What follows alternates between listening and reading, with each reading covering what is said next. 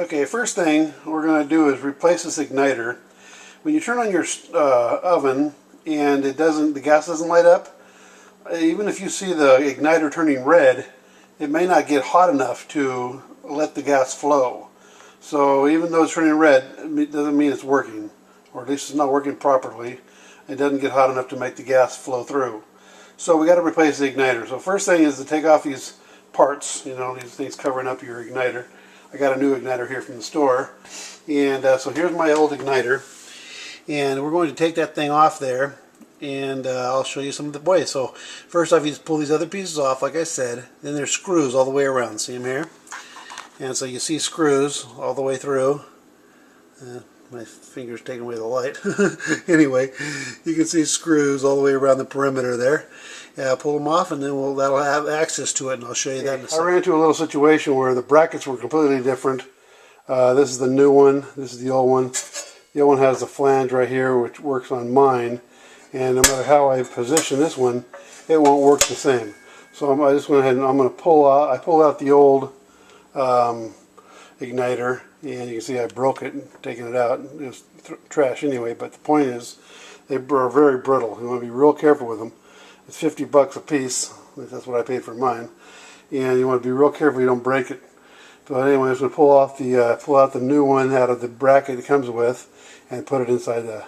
Okay, as I was just telling you, I took the new one and I just pried it apart.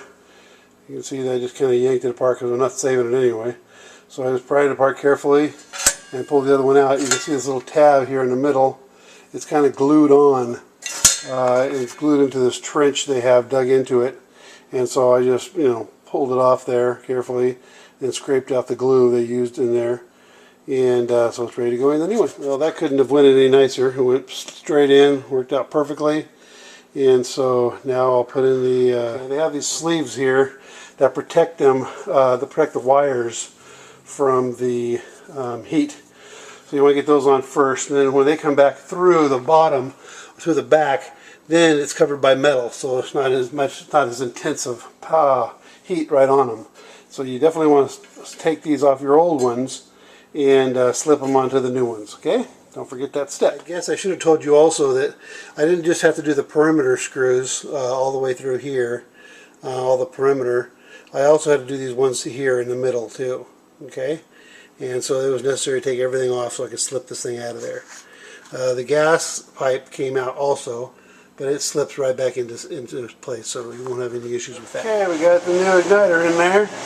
You got it partly back together again. Don't have all the screws in yet, but I want to try it before I went through all that. So we'll go ahead and just turn it on. It should be ready between 10 and 20 seconds. It should start up and go. So you can see the igniter starting to go now. When it gets hot enough, it allows the gas to flow. It's just a safety precaution again, so you don't have unburned gas in your home from a stove. And there she is. Once it got on hot enough, the gas starts flowing and turns right on.